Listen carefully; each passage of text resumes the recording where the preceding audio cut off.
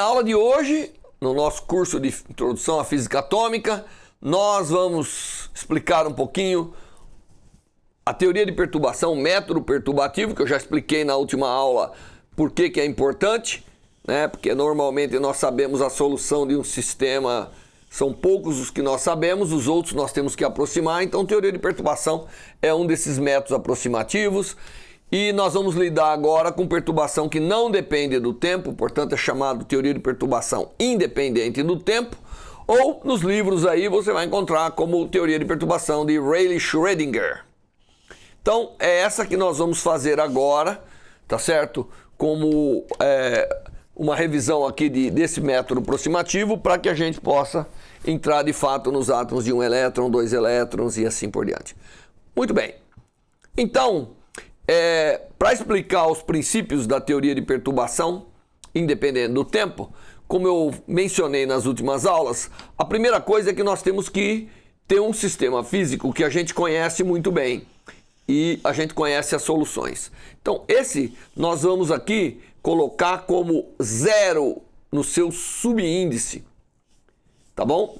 Então o índice superior das minhas soluções que tiver zero é porque são as soluções do meu sistema físico não perturbado, representado pela hamiltoniana H0, e que é um sistema que eu conheço. Por exemplo, nós vamos ver lá adiante, vai ser o oscilador harmônico. Conheço, tá? E aí aconteceu que foi adicionada uma perturbação nesse oscilador, ou nesse sistema físico. Então criou-se uma perturbação, de tal maneira que agora nós temos uma nova hamiltoniana H, não tem mais o zero, ela é H, e ela difere de H0 por um lambda V de R. Só depende da coordenada espacial. Por quê? Porque ela é independente do tempo. Muito bem, e obviamente a solução desse sistema físico é dado por essa equação, que eu deveria saber resolver. Mas é limitado o que nós sabemos resolver. Nem sempre nós sabemos colocar toda a matemática que a gente precisa. Embora a matemática tenha evoluído muito, ela não resolve qualquer coisa. Então, aqui está o problema que eu tenho que resolver. Esse é meu problema. O meu problema não é esse aqui. O meu problema é esse. Mas eu quero ver se eu uso esse para me ajudar a resolver esse. Pelo menos em primeira aproximação. Pelo menos um passo além do que ele é. Muito bem, note que se lambda for a zero, o sistema volta a ser o sistema que eu conheço. Isso coloca algumas condições nas funções que nós vamos determinar. Quais são? Bom, primeiro, no limite de lambda igual a zero, o conjunto das funções que representam o sistema físico de interesse, elas convergem para o sistema físico referência que eu conheço. Da mesma maneira, no limite do lambda igual a zero, os autovalores do meu sistema físico que eu não conheço convergem para os valores do sistema referência que eu conheço.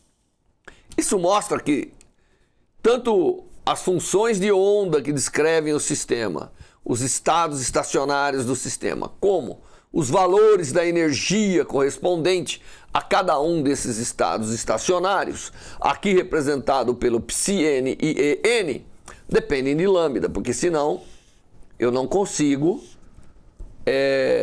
fazer o limite com lambda igual a zero. Tá certo? E como nós sabemos, sempre é possível expressar alguma coisa em termos de uma série de outras. Então, nós sabemos que a função ψ de n, que nós estamos procurando, deve ser a ψn0 mais termos que dependem de lambda em uma série de potências. Ah, pode ter algum termo dessa série zero? Claro que pode. Tá certo? Mas tem que ter alguns termos, de tal maneira que quando eu faço isso aqui a zero, eu volto ao meu sistema original, que é as condições que nós colocamos como que tem que ser verdadeira. Tudo bem? Então, nós vamos escrever tanto a função quanto o alto valor como séries de lambda. E o meu problema agora vai ser determinar as correções que aparecem. Lambda é conhecido, lambda está aqui, ó. Está aqui no meu sistema desconhecido. Ele é algo que modificou o sistema. Então vamos supor que nós conhecemos bem o que modificou o sistema, que é esse lambda. Tá bom? Normalmente esse parâmetro ele representa alguma coisa, um campo pequeno, uma inclinação do oscilador harmônico, alguma coisa ele representa que é pequeno. Então o nosso problema se resume agora a nós determinarmos quais são as correções na função. Veja bem que ψn1 não é autofunção de ninguém, nem ψn2. São as correções de ordem 1, de ordem 2, na função de ordem 0, que é a função do sistema que eu conheço. Da mesma maneira, EN1, EN2 não é alto valor de ninguém. É a correção no alto valor EN0 do sistema que eu conheço. De tal maneira que a nova função, ela é a função do sistema não perturbado, do sistema conhecido, somado dessas correções. E o alto valor, que é um valor numérico, ele é o valor anterior, quando não tinha essa perturbação, corrigido por valores, adquirindo um novo valor. Muito bem. É isso que nós temos que fazer. Então nós escrevemos a equação, nós escrevemos a função dessa maneira. Nós não conhecemos as correções. Tudo isso são não conhecidos. E na verdade tem muito mais aqui, porque você pode ir a ordem que você quiser, né? Isso aqui vai para o infinito. Às vezes, eu tenho que ir em ordens muito mais superiores para começar a encontrar a correção, dependendo das características da perturbação que foi colocada aqui no meu sistema. Bom, nós sabemos que o sistema físico, ele obedece à equação básica, que é H do sistema físico, vezes o psi de n, que eu não sei, mas pode ser expresso dessa maneira, é igual a EN, que eu não sei, psi de n. Então, essa é a equação básica que essa função e esse alto valor deve seguir. E a newtoniana, que eu estou considerando, é aquela que está lá em cima, que difere um pouquinho de uma daquelas que eu conheço. Muito bem. O que a gente pode fazer? Então, vamos substituir tanto a newtoniana do sistema físico de interesse, quanto a função, quanto o alto valor. Então aqui é a newtoniana. Então a newtoniana é H0 lambda V, onde V é um potencial perturbativo aí. Claro, lambda V é o potencial perturbativo, tem que tomar cuidado. Lambda V é o potencial perturbativo e dentro desse potencial perturbativo tem algo que não é muito grande comparado com H0 em energia. A função de onda do sistema está escrito aqui nessa expansão. Então, aqui está a função de onda. E, finalmente, aqui está a energia. Então, eu tenho que agora utilizar isso, utilizar as informações que eu tenho e digerir essa equação de tal maneira que vai acontecer o seguinte. Eu vou multiplicando os termos aqui e eu terei, né, como cada ordem em lambda tem que ser igual de um lado e do outro, porque afinal isso aqui é um polinômio, né? Em lambda, do lado de cá e do lado de lá. Então as ordens em lambda tem que ser igual dos dois lados. Então vamos, por exemplo, pegar o H0. O H0 multiplicado aqui, ou atuando, né? Que nós temos que também tomar cuidado, que agora H0 é um operador, né? É um operador que atua sobre a função de onda, dando uma energia para nós, né? Daí vem aí o problema de autovalores, autovetores e tudo isso que a gente conhece. Muito bem. Então, H0 psi-n0 do lado de cá é a ordem 0. Porque todo mundo, além disso, vai ter lambda. Do lado de cá, no outro lado, eu tenho en0 psi-n0. Então eu crio a primeira equação, que é a equação conhecida, que é essa equação aqui. Que devia estar aqui, né? Porque se eu fizer lambda igual a 0 nessa equação, desaparece todo mundo que tem lambda, só vai sobrar o problema original, que eu chamei como problema conhecido. Mas vamos pegar agora a primeira ordem em lambda. Então, H0 vezes lambda psi-n1, a primeira correção na função de onda, com lambda v psi-n0, todos eles têm lambda em primeira ordem. Tem que ser igual a n0 lambda psi-n1 mais lambda en1 psi-n0. Entende? Então, eu vou fazendo aqui e vou igualando os coeficientes da mesma ordem de lambda. Primeiro lambda elevado a 0, depois lambda elevado a 1, lambda elevado a 2, lambda elevado a 3. Então eu igualo todas as ordens em lambda. Bom, quando a gente faz isso, iguala todas as ordens em lambda, nós obtemos, obviamente, uma série de equações, um conjunto de equações. Então, o termo lambda 0, que é o termo que não depende de lambda elevado a 0, ele gera a equação H0 psi-n0 igual a n0 psi-n0, que é a equação que eu conheço, que é a minha equação do problema que eu diria lá, que é o problema não perturbado, que é o problema que eu conheço a solução. A ordem lambda elevado a 1 gera essa equação. H0 psi-n1 mais V psi-n0 é igual a isso aqui.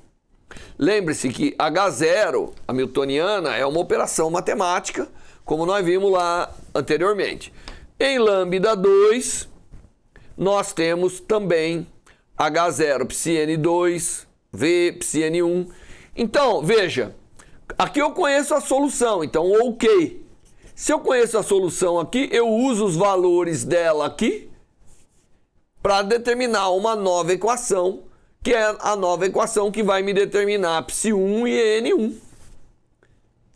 Tá certo? Agora, conhecendo psi-n1 e en1, eu injeto na equação de baixo tudo que eu conheço das anteriores para determinar psi-n2 e en2. E assim sucessivamente. Então, conhecendo a equação de ordem 0, eu posso, por passos sucessivos, obter todas as correções. Essa é a ideia da teoria de perturbação independente no tempo aqui. E aí nós temos que imaginar dois sistemas. O sistema não degenerado e o sistema degenerado. Nós vamos começar resolvendo o sistema não degenerado. O que é um sistema não degenerado? Para cada valor de energia, de alto valor, existe uma única função. Esse é um sistema não degenerado. Portanto, o sistema degenerado é o contrário, né? É que para um determinado valor de energia pode existir várias autofunções. Tá certo? Então, o sistema degenerado e o não degenerado tem que ser tratado diferentemente aqui. Tá bom? E o que é interessante, que eu falei lá atrás, é que o conjunto de autofunções do H0, que é o problema não perturbado, constitui um sistema completo e ortogonal. Então ele é ortonormalizado, né? Vocês já aprenderam tudo isso. Significa que a integral de cada função, né, ela é unitária e que as autofunções são ortogonais entre si. O que significa uma autofunção ortogonal? Quando eu escrevo que isso aqui eu posso fazer sempre. Eu posso pegar essa função que eu não conheço e escrever como uma série, como uma composição de um conjunto completo, qualquer que seja esse conjunto completo. Bom, se o meu problema sem perturbação produz esse conjunto completo, eu vou usar ele. Tá certo? Então eu vou expressar a primeira função, a correção na função, como uma soma desse. Como isso aqui é um conjunto completo, significa que isso aqui é verdadeiro. Tá certo? E além disso, eu tenho que usar as propriedades desse conjunto completo de ortonormalidade, quer dizer, o produto escalar entre os seus componentes dá uma função delta, quer dizer, só não é zero quando eu tenho o produto escalar de um pelo outro. É que nem os vetores que formam um conjunto independente de vetores, né? Um conjunto completo independente de vetores. O I, o J e o K, por exemplo, no nosso sistema tridimensional de vetores. É a mesma coisa com as funções. Formar um conjunto completo significa que qualquer função que você queira pode ser expressa dessa forma. Tá certo? E não só isso, como cada componente é ortogonal do ponto de vista de função da outra. E quando a gente fala em ortogonalidade de funções, significa que o produto escalar dela, né, ela integrada com seu complexo conjugado em todo espaço, dá 1, ou se for função diferente, dá 0. Tá certo? Esse é o produto escalar, como nós aprendemos aí em cursos básicos de mecânica quântica ou mesmo de álgebra linear ou física matemática. Muito bem, então, o que eu vou pegar agora é a primeira equação, ela é a equação que me dá as primeiras soluções, porque é o sistema conhecido. Então eu vou pegar a segunda equação, que é a primeira ordem em lambda, e vou substituir o psiK1, que é a primeira correção na função, eu vou substituir por essa expressão aqui, ó, por essa soma das funções que formam um conjunto completo do meu sistema conhecido. Muito bem. Então, a equação 2 ali de cima, né?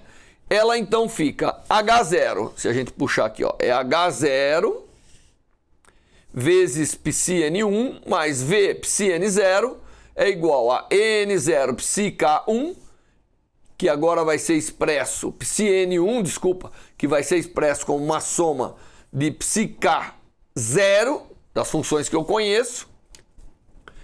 Então eu tenho H0 vezes a função, essa aqui é a função πn1, que é a correção, mais essa aqui é igual a N0 vezes a função mais o N1. Tá certo? Eu não sei os coeficientes, se eu souber os coeficientes eu sei a correção. E eu não sei quem é N1. Mas eu tenho aí uma propriedade importante na manga do paletó, né? Na manga da camisa, acho que é assim que se diz. Que é o fato de que o conjunto de funções πn0, e o K é um dos componentes desse conjunto, elas são ortogonais entre si. Então eu venho aqui e multiplico essa equação escalarmente por πn0. Quando eu multiplico uma equação escalarmente por uma outra função, eu estou projetando toda aquela equação em cima desse componente do meu conjunto de funções, que é o πn0. Então eu estou projetando todo mundo em πn0. É que nem quando eu pego um vetor qualquer e projeto tudo no eixo x, por exemplo. Tá bom? É isso que eu vou fazer. Então eu vou pegar a equação, que é geral, e vou projetar todo mundo naquele componente da minha base, que é o πn0. Um πn0 qualquer. Tá bom? Que é um dos membros do conjunto completo que eu tenho de πn0. Então, quando eu multiplico isso aqui escalarmente, obviamente isso aqui é número, isso aqui é número. Quem vai ficar afetado são as funções. Então, eu vou ter nesse primeiro termo EK0, C é a soma, né? Então, é a soma, então a soma dos... Quando eu multiplico escalarmente uma soma, eu tenho a soma dos produtos escalares. Então eu tenho EK0, CK, o πn ele passa pela somatória e faz o produto escalar com a componente K, que pode ser qualquer coisa. Mesma coisa aqui. Quando eu tenho... Aqui eu só tenho a função, mas o potencial é uma função que está agindo sobre essa função. Então, quando eu multiplico escalarmente, eu tenho que fazer esse tipo, porque aí isso aqui representa a integral da função, tá certo? Com o seu complexo conjugado, multiplicar escalarmente é isso, vezes a função V, vezes a função ainda. Quer dizer, aqui eu estou procurando o potencial agindo sobre a função, potencial é um operador, agindo sobre a função e multiplicado pela outra função. Então aqui também depende da coordenada, portanto ele fica dentro desse produto que eu multipliquei escalarmente. Do outro lado, eu tenho aqui EN e esse produto escalar aqui, né, que é o mesmo desse, que vai dar um delta, porque nós temos que lembrar agora uma coisa importante. Psi N0, psi K0 é igual a um delta de NK. Tá certo? E psi N0 com psi N0, aí é quando o K é 1. Tá certo? Então aqui no lugar do psi K0 multiplicado escalarmente pelo psi N aparece um delta de NK. E aqui que aparece já o psi N0 é 1. Então vai ficar só o EN1. Mas aqui também dá uma delta. Tá certo? Aqui também vai dar uma função delta. Portanto, o único termo que vai sobreviver dessa equação, né, aqui vai dar também uma delta de NK, de tal maneira que esse termo é exatamente igual a esse termo, portanto eles se cancelam. Né, eles estão nos dois lados, se cancelam. De tal sorte que o EN1, que é a correção no valor da energia, ele é exatamente o produto escalar da função psi N0 V psi N0. Então, esse é o valor da correção de primeira ordem no valor da energia. E o que significa fisicamente esse valor? Aqui significa o seguinte: quando eu atuo o potencial em psi N0, ele modifica essa função, porque isso aqui depende do espaço. Então, psi V, psi N0 é algo diferente do que psi N0. Mas ainda retém características de psi N0. Senão o produto escalar vai dar zero. Se V atuando em psi N0 não tem absolutamente nada a ver com psi N0, isso aqui dá zero. Porque isso aqui é como o produto escalar do psi N0 com uma função que agora é totalmente diferente dele. Então a correção de primeira ordem tem uma interpretação muito interessante. Ela nos diz quanto que a perturbação preserva a autofunção. Dado que eu atuei essa perturbação sobre a função, a pergunta é quanto ela ainda preserva as características daquele estado. Isso me dá a correção em primeira ordem no valor da energia. Tem certas perturbações que não preserva nada, muda até a paridade da função. Aí dá zero. Correção de primeira ordem é zero. Se a perturbação não é capaz de preservar nada daquela função original, a correção para aquele estado dá zero. Não tem nada ali. Tá certo? Então, matematicamente, é isso que significa a interpretação física que nós temos. Dado uma perturbação V, atuando num estado psi N0, o quanto ele, de alguma forma, retém as características da função do estado que você está considerando, vai dar a correção de primeira ordem. Fantástico, né? Porque você vai ver que a de segunda ordem é outra coisa. Não é? Muito bem. E você vê que a correção de primeira ordem para o sistema não degenerado só depende do estado original, do estado não perturbado. Isso também é muito interessante, né? Muito importante aqui, como tudo isso casa aqui na nossa sequência. Muito bem, feito isso, nós agora temos que calcular a correção na função, porque o que eu consegui calcular até agora foi a correção na energia, mas eu tenho que calcular a correção na função.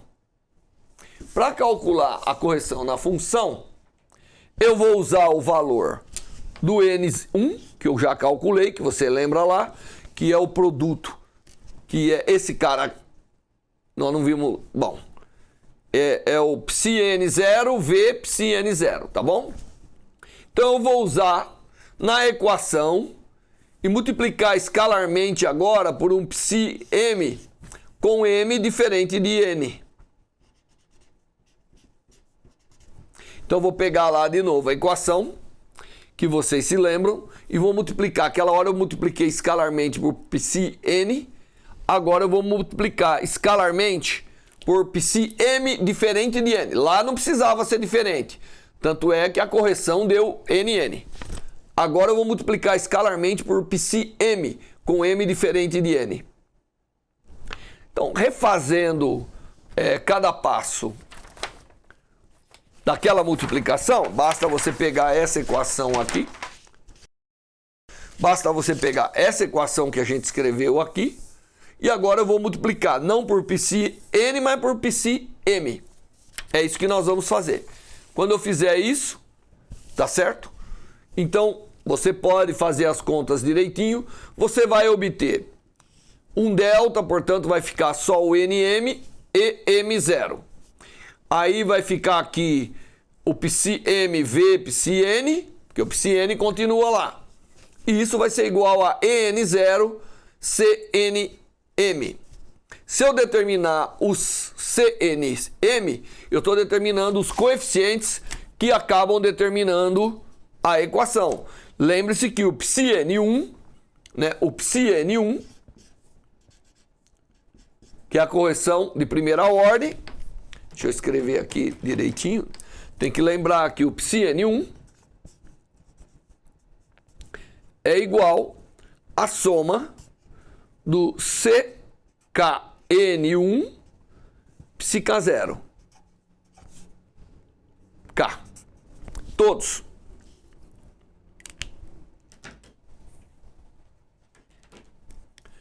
E o interessante é que, primeiro eu comecei com M diferente de N. Fiz as contas aqui e é fácil, trivial, de você obter quem são os CNMs.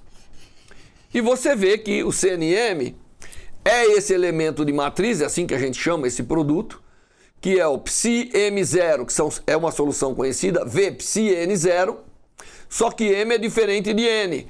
Portanto, esse termo aqui é significativo quando V atuando sobre esse estado produz algo que parece com o outro. Porque isso aqui, afinal, é como a projeção de funções em cima das outras, multiplicado por um peso que é o inverso da diferença de energia. Quanto mais próximas estão essas energias, mais o estado tem condição de se parecer com o outro. Claro, quanto mais energia leva, menos a perturbação é capaz de levar o estado para aquele outro. O resultado disso é que a correção de primeira ordem na função, ela é exatamente isso aqui. Que agora simplesmente eu ponho na série que eu havia mostrado, e a correção é dada por o elemento de matriz e todos os estados com o estado que você está considerando, porque essa é a correção no estado N do sistema. Tá certo? Então ela é como que o potencial perturbativo é capaz de mudar o estado parecendo-se com os outros. Quando esse elemento de matriz é zero, significa que aquela contribuição do outro estado, aquele psiK, não contribui na soma. Tá bom? Às vezes eu tenho um monte de zeros. E o peso é a diferença de energia. Lembre-se, o sistema é não degenerado, né? Se você, por acaso, quiser multiplicar aquela equação por um psi m igual a n de novo, você pode mostrar que CNN igual a zero. Então, o coeficiente, o C, quando a gente multiplicou, nós não estávamos procurando o coeficiente, estávamos procurando a energia quando multiplicamos por πn lá atrás. Agora nós estamos procurando os coeficientes.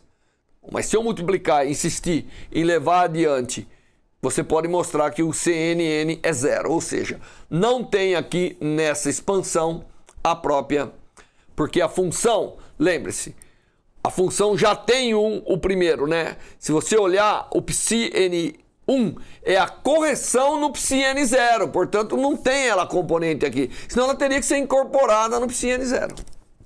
Por isso que o coeficiente dela é zero. Portanto, nós terminamos tendo a correção de primeira ordem. Ou seja, nós temos a primeira ordem da correção da função e a primeira ordem da correção da energia. Então, o meu sistema perturbado, ele modifica a sua autofunção e modifica a sua autoenergia. Modifica em primeira ordem por essas quantidades que nós calculamos, onde EN1 é basicamente quanto que eu permaneço o sistema parecido, perturbado, mas com as mesmas características espaciais da função original. E o φn1 é como todos os outros estados contribuem para a nova função. Muito bem. E agora, paramos na primeira ordem? Não. Temos que ir adiante. E aí nós vamos então para a segunda ordem. A segunda ordem também é uma soma, porque afinal, lembre-se que os πn0 formam, o πn0 forma um conjunto completo. Então eu vou expandir agora de novo a equação πn2 na base do πn0. Certo? E quando eu faço isso, substituo naquele conjunto meu de equações, eu encontro algo também interessante. Lembre-se, a correção de primeira ordem na energia era quanto a perturbação mantinha as características do estado que eu estou considerando, que é o estado fundamental. Certo? Agora, a segunda ordem é o contrário. Ela vai me dizer quanto que a perturbação modificou o sistema para que ele tenha alguma semelhança com os demais estados. Portanto, a correção de segunda ordem, eu não vou fazer os passos aqui, então essa flecha aqui tem que ser feita por vocês, mas é o mesmo procedimento, basta ir substituindo na equação e construindo a solução. Nós temos que o EN2 é a soma desses elementos de matriz ao quadrado, que significa quanto que a perturbação agindo no estado parece-se com os demais estados, porque lembre-se que só essa soma envolve K diferente de N. Portanto, a contribuição de segunda ordem é a contribuição dos demais estados para aquele estado inicial. E assim por diante, com a terceira ordem, com a quarta ordem e todas as demais ordens, elas vão se tornando mais complicadas, mas elas têm ali uma forma de você ver o quanto uma corrige da outra e assim vai. Bom, nós aprendemos até agora uma revisão da teoria de perturbação para os estados não degenerados. Na próxima aula eu farei a teoria de perturbação para os sistemas que são degenerados, que são aqueles sistemas que têm mais do que uma função para o mesmo alto valor. Até a próxima aula.